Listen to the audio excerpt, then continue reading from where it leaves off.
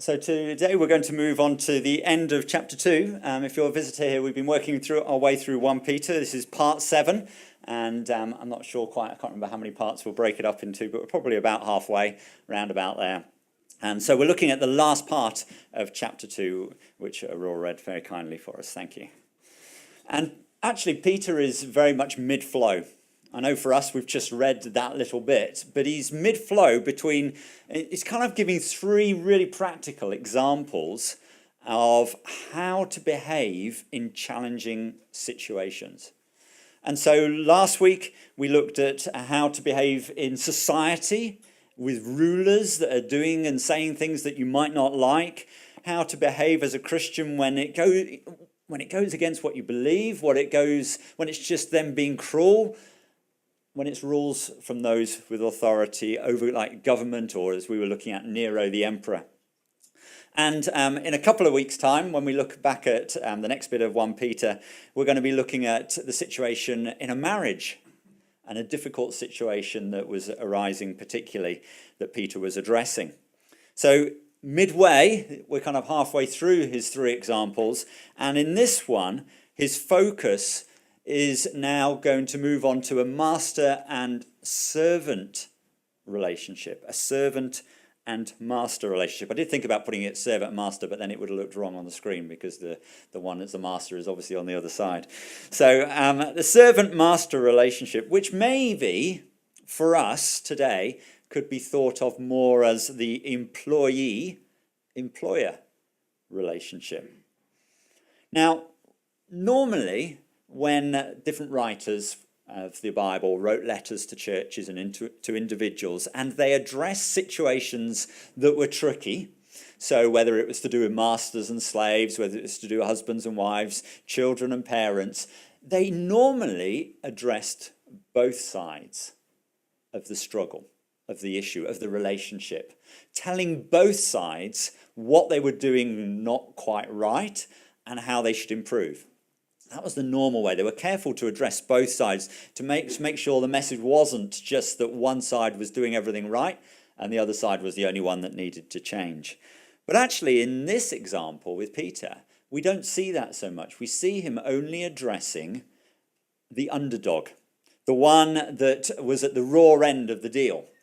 So he was addressing the powerless in a relationship and saying how they should behave. So it wasn't saying that the others were doing everything right. We shouldn't think that, or think that Peter is condoning things that the master was doing, which we'll get on to later. But he's not looking at that issue. He's looking at, what about the powerless? What about the underdog? How should we be in a relationship that we have no control in? And these are the issues. These are the 3 situations that he was addressing. Now, it's very British, isn't it, to like the underdog and to talk about the underdog. And we all like a sort of good rags to riches story where it all turns out wonderful for the person that was at the rough end of it. It's not quite the same story that we get here. Long term we do, if we think of it in eternal principles and eternal sort of picture. But Peter has some challenging and tough things to say. We'll go on to verses 18 to 20 in a minute, which is the first bit, where he describes a particular situation and the specific actions to take. But first of all, I want us to focus on what comes after that. Peter explains that this difficult situation, which we'll come on to in a minute, Christ is our example. This is what it says, 1 Peter 2, verse 21. For to this issue, this thing that we're going to look at in a minute, for to this you have been called, because Christ also suffered for you, leaving you an example so that you might follow in his steps. Christ suffered for you as an example, leaving you an example of how you were then going to walk. It's very clear, but probably not very popular. This is not your normal big seller Christian book. The one that says something more like, Christ moved in power, so can you. Or, by his wounds, unlock your healing today. Those ones might get you enough royalties to buy your own jet. But this is the one that we're looking at. Imagine how popular a book would be. Christ suffered, now you can too. Would it be the one that you'd pick above the others? It's challenging, but it's God-inspiring teaching. Christ modeled how to suffer. Follow in his footsteps. So Peter goes on to a bit of detail about how Jesus did this. In verse 22, we read that neither deceit was found in his mouth. Verse 23, when he was reviled, meaning probably more talking about vocal abuse was heaped on him. When he was reviled, he did not revile in return. Verse 23 also, when he suffered, he did not threaten. It's interesting, isn't it? He did not threaten. Infers, which is actually really accurate, that he could have threatened, because this is the all-powerful Jesus we're talking about here. When he suffered, he didn't threaten them about what he was going to do to them or what he could do to them if they carried on treating him like this. When we talk of Jesus' suffering, often we only think of his time on the cross, a really important time, a critical time for us in order to be saved. But when we often talk about his suffering, we tend to put our focus on his death. But this bit, when he's talking about the example of suffering, it's before he died. It's when he was still alive, when he was walking around, and obviously highlighted particularly by the way he was mistreated in his trial and how he suffered and didn't react and didn't try and get even. How does it tell us that Jesus coped? What does it say was his thing going on in his mind that enabled him to go through that situation and not strike back? These are the words of 1 Peter 2 verse 23, the second part of it. He continued entrusting himself to him who judges justly. So there he was in a situation with unjust judges, people mistreating him, people saying and doing things to him that weren't fair, that weren't right.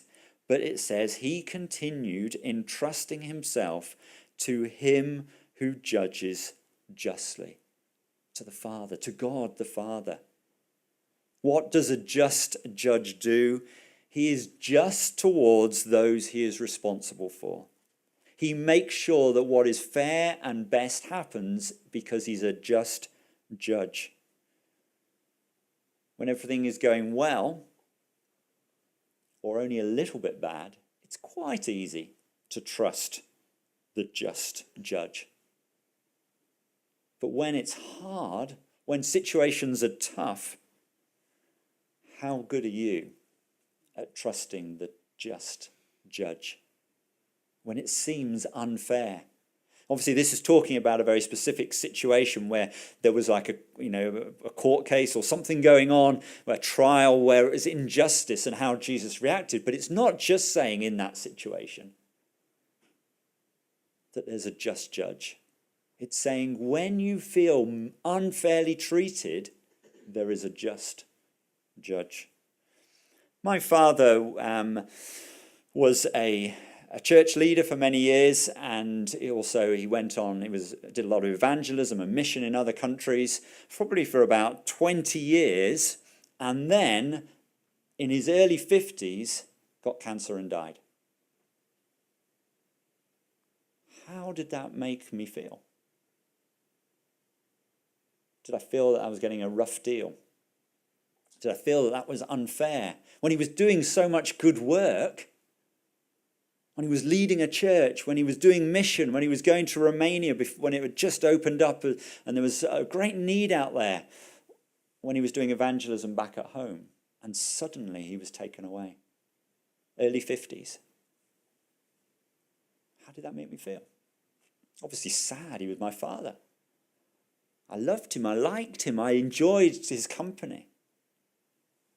It seemed in many ways unfair. Or was I going to trust the just judge that he knew what was best? Challenge. Reality is that for my father, he is somewhere so much better. If I loved my father, the last thing I'd want to do is bring him back. But I did love him, and obviously, and therefore it felt like a loss to me. But when it seems unfair, when there seems to be a loss, when it seems that people are treating you unjustly, when God is treating you unjustly, or so you feel, where do you put your trust? Do you trust the just judge and rely on the fact that he knows what he's doing? He knows best. Yes, it hurts. Yes, it was upsetting. But do I trust my feelings more, or do I trust God more? Do I trust the just judge? I'd say when things are going easy, it's relatively simple, isn't it? But the challenges come one year, the next day, and how do we fare there? Having looked at the example of Jesus, trusting the judge, the just judge, and not the unjust ones in front of him, and how he was suffered as a result of it, let's get into what 1 Peter 2 verse 18 talks about, and the story of the specifics of his example in this case. And as I said earlier, he doesn't talk to the masters. He doesn't address Christian masters or non-Christian masters and how they should treat their servants. He talks to the servant, the powerless in the relationship, the underdog, the one that couldn't really do much apart from just feel rotten or whatever. It's interesting, he says he's talking to the servants, 1 Peter 2 verse 18. And it's intriguing because it's a different word Peter chooses to use here. 2 lines before, in your Bible, you can see at chapter 2, verse 16, the word servants appears again. And we talked about that last week. In that, the first instance, in chapter 2, verse 16, it's talking about doulos, which we'd mentioned last time, a slave. A slave of God, it's saying. And yet two verses later, we see that Peter uses a different word. Now, I could make up a whole huge sermon about why he's chosen a different word. And maybe I'd get it right, and maybe I'd get it wrong, because the Bible doesn't actually tell us the reason. But we do know there must have been a reason, because why would he have bothered otherwise? Why wouldn't he just keep going with the same phrase, the same word? The word he uses is oikites. It's a different Greek word, and it actually means household servant. Now, some slaves were household servants, so it did also include slaves. But there were other slaves as well that didn't work in the house. Was he just specifically saying, actually, this one group of people, only these, the rest of you just go to sleep briefly, just addressing these household servants, this is what you need to do. This is the situation. Well, sort of verses 21 to 25 that we've just looked at kind of gives us a bigger explanation, talking about Jesus as our example. And it would seem really strange if the whole church was just to listen to this one group of servants and how they should deal with an unfair master, when it seems to make clear that Jesus is our example in being treated unfairly. So was there another reason?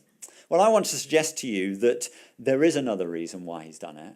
And in a sense, we get a clue to that because it comes hot on the heels of sort of verses 16 to 17, which is like our bullet point summary of relationships.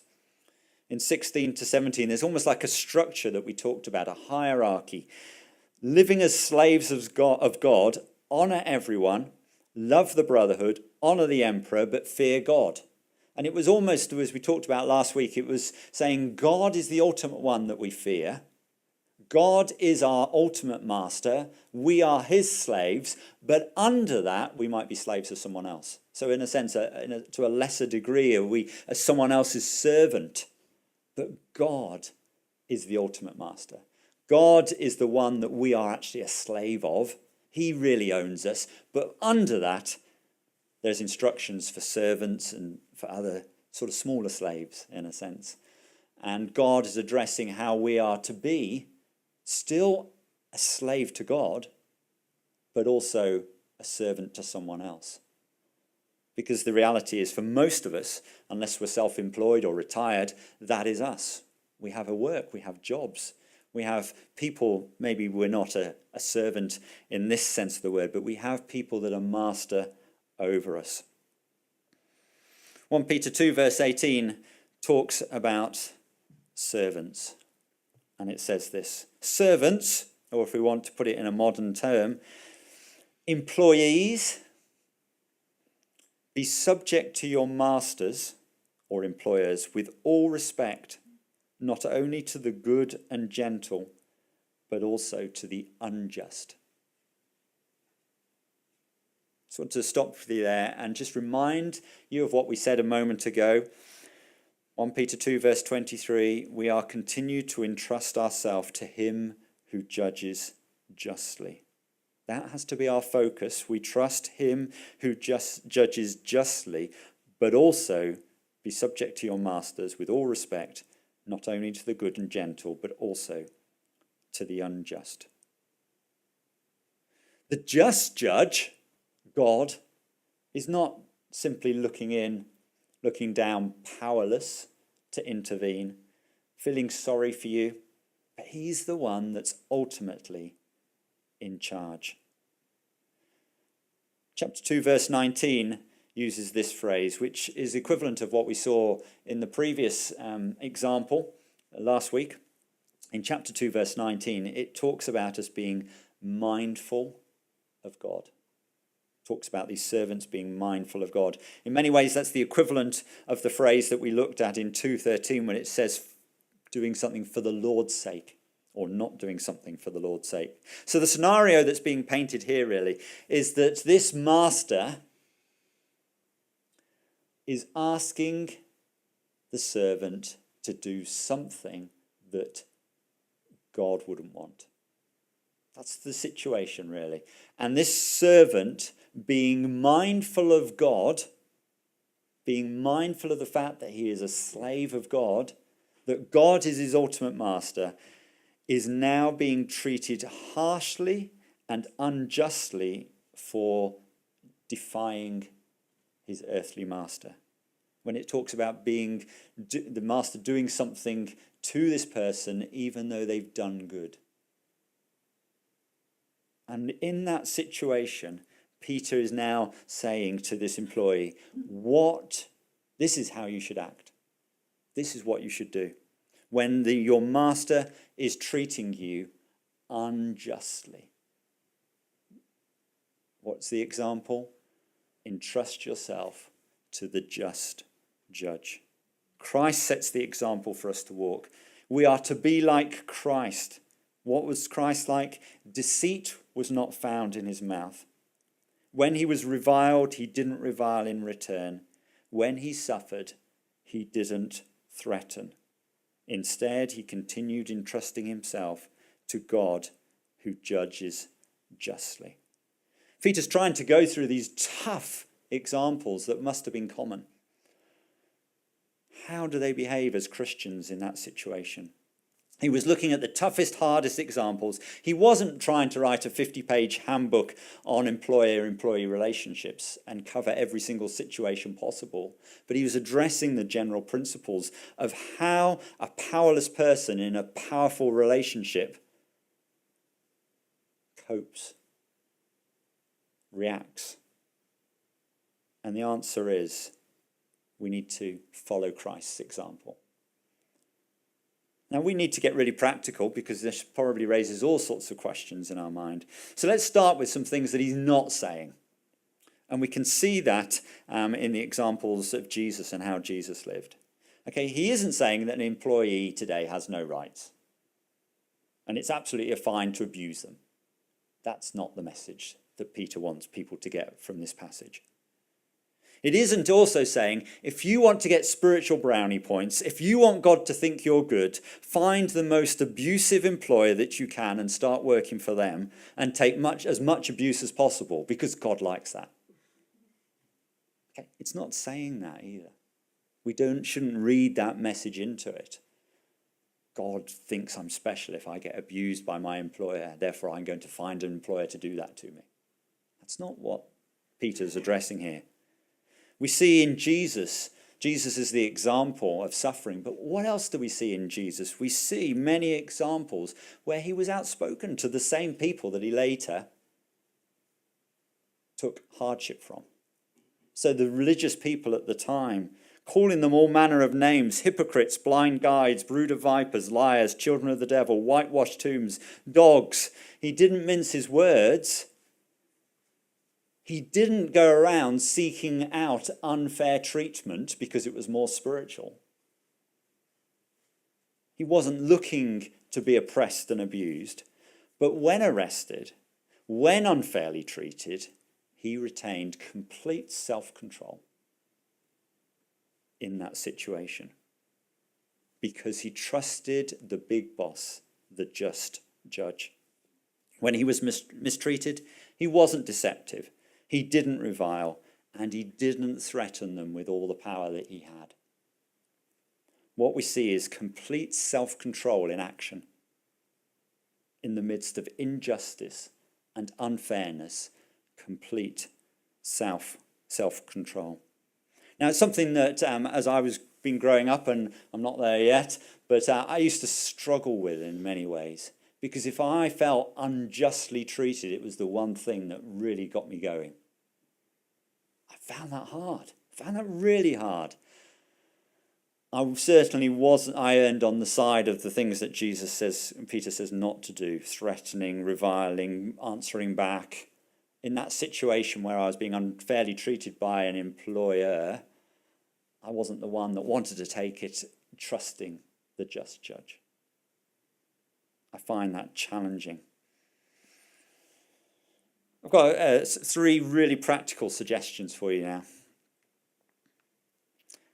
Based on having an employer or a master, and I've been asked these questions online before now with people when I'm chatting to people online, and they come and tell me how awful their boss is to them, how unfair he is. The first thing I've got here is don't do it.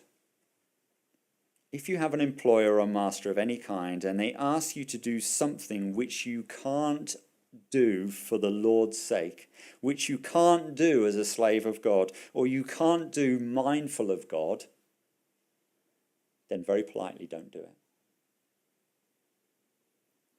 Peter's example says, even if it will mean you endure sorrow and unjust suffering.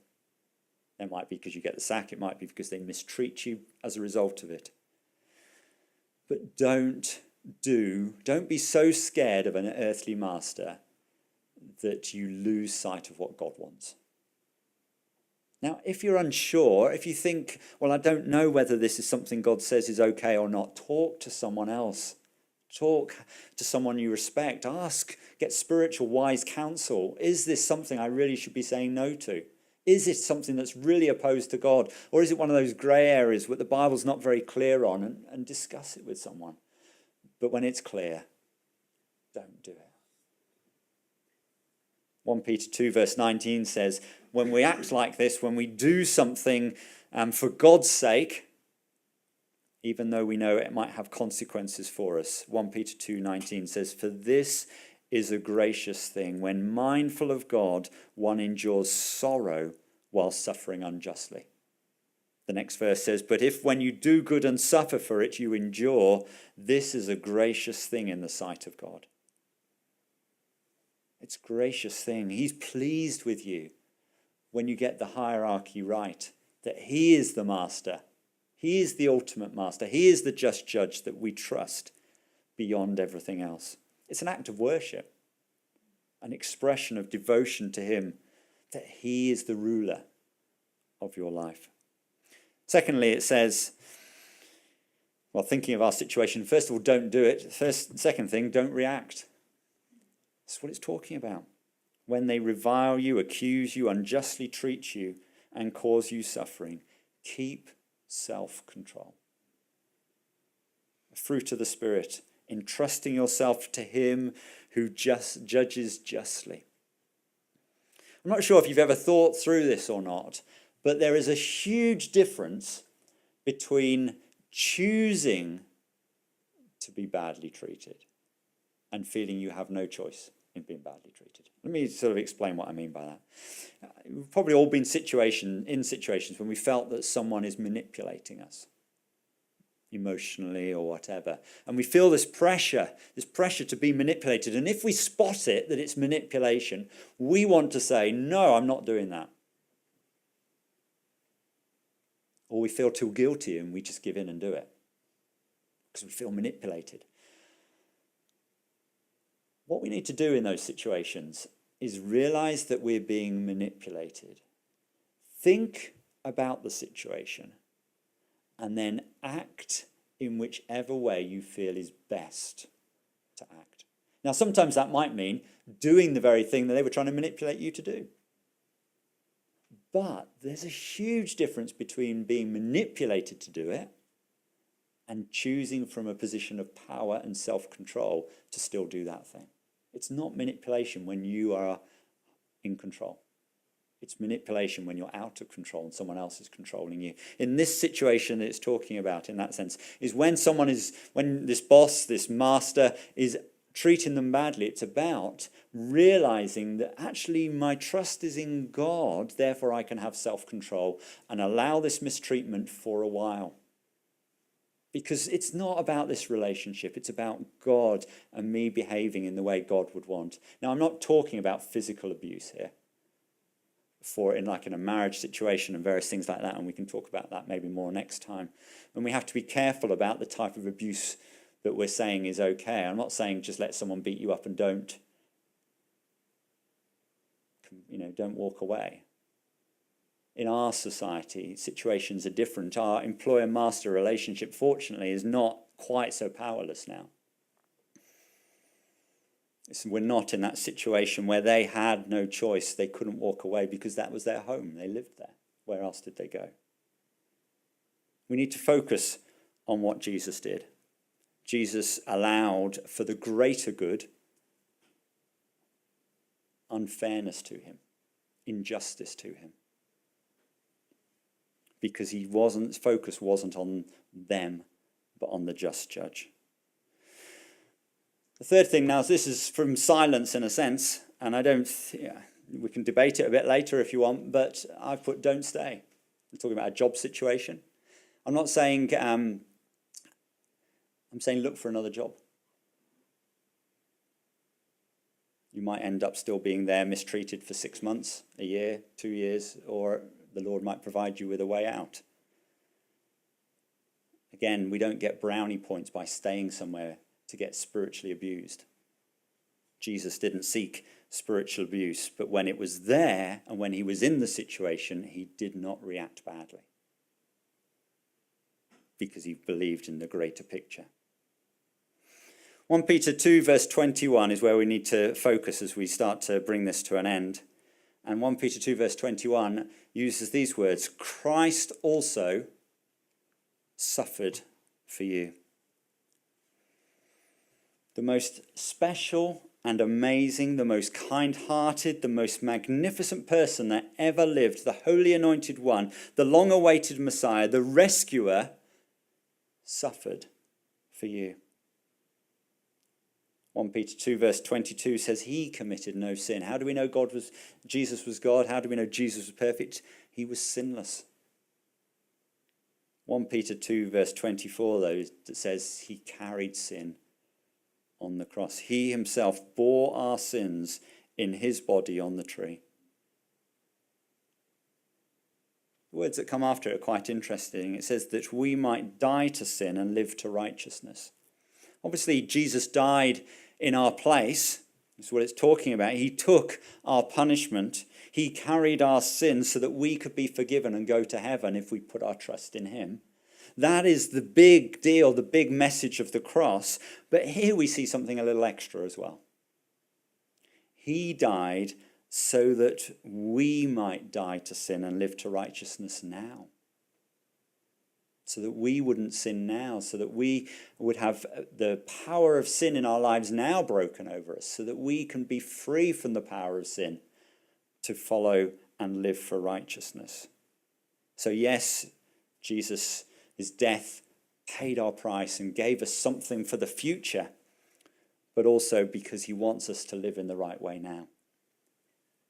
1 Peter 2 verse 25 says, "For you were straying like sheep, but have now returned to the shepherd and overseer of your souls."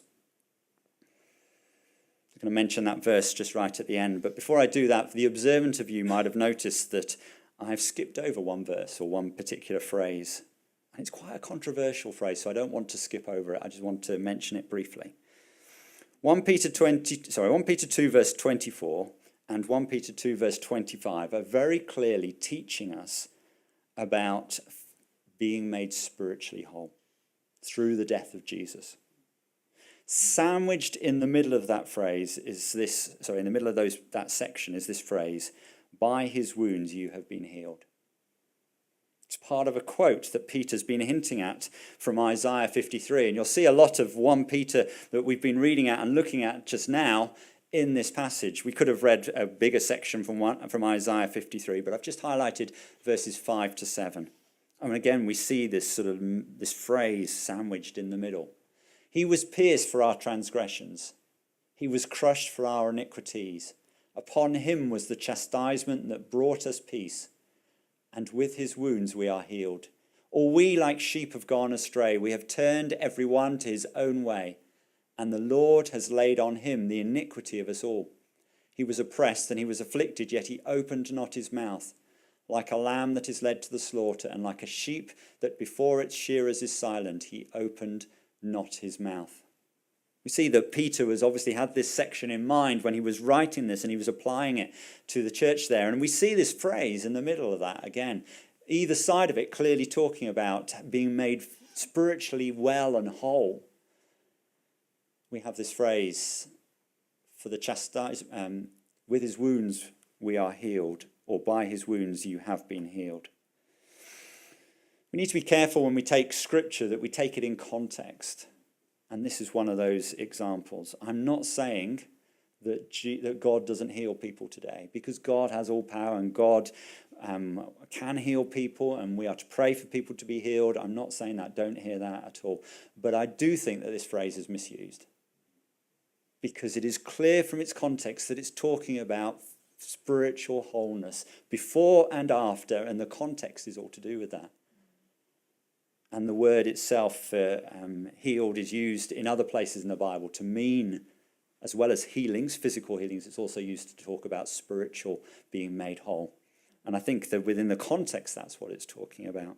So I just wanted to mention it, not make a big thing about it, but to mention its importance of context of verses and what the writers were really trying to say by this. By his wounds, by his death, by his suffering, we have been made whole. We are well. It is well with my soul. Right at the end, just to finish with, I want to focus on this really, really important message. 1 Peter 2, verse 25. You were straying like sheep, but have now returned to the shepherd and overseer of your souls. Peter knew that his audience were followers of Jesus. He was writing to a church, a persecuted church, a church that was having a hard time, struggling in society, struggling with friends and family around that were ostracizing them. And he's encouraging them. You were straying like sheep. This was what you were before. But now you've returned to the shepherd and overseer of your soul. What about you? Which of those, in a sense, that part of that story are you in now? The first part or the second? You are straying like sheep. Or is that past tense for you? Or is that still really what you're doing? Are you straying from the master? Are you straying from God? What does a straying sheep need to do? The first thing they need to do is recognize the voice of the shepherd. Recognize that God has the answers, that Jesus is the great shepherd. Recognize who Jesus is, what Jesus said. Recognize that you are wandering. We have sheep around our fields often, and sometimes they're together, and other times there's one over there and there's one over there doing their own thing.